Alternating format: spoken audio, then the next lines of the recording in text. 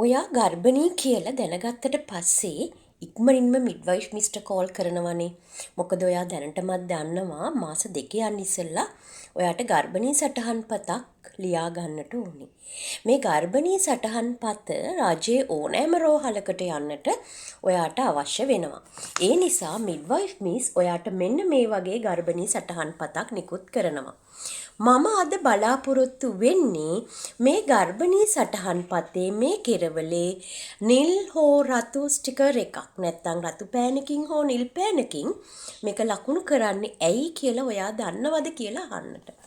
මෙතන මේ කෙරවලේ බ්ලූ කියලා තියෙන තැන නිල් පාට ලකුණු කරලා තිබුණොත් ඒකෙන් කියන්නේ ඔයා පළවෙනි බබා හම්බ වෙන්න ඉන්න අම්මා කෙනෙක්. එතකොට පළවෙනි බබා කියලා කියන්නේ එතනදී ඇබෝෂන් මුකුත් නැහැ. එයාගේ පළවෙනි ප්‍රෙග්නන්සිය. එයාගේ ජීවිත කාලයටම පළවෙනි බබෙක් කියලා දැනගත්තේ මෙන්න මේ ප්‍රෙග්නන්සියේදී කියන ලකුණ තමයි මේකෙදි දෙන්නේ.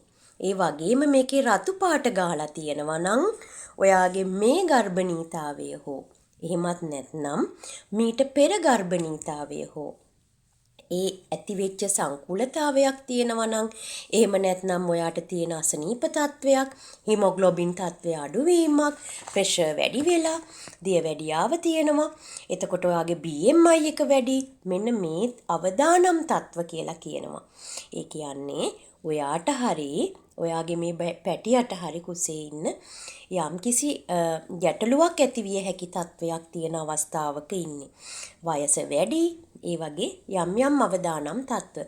ඉතින් ඒ අවදානම් තත්ත්ව මේ කාඩ් එක දැක්ක ගමන්ම අඳුර ගන්න තමයි මේකේ රතු පාට ලකුණු කරන්නේ.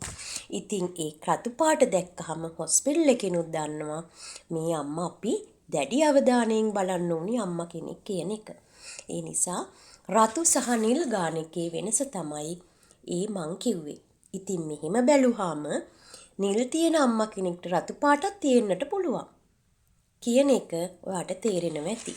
ඉතින් ඔයාට දැනගන්න ඕනේ යම් කිසි දෙයක් තියෙනවා නම් කමෙන්ට් එකක් විදිහට සටහන් කරන්නට අමතක කරන්නට එපා.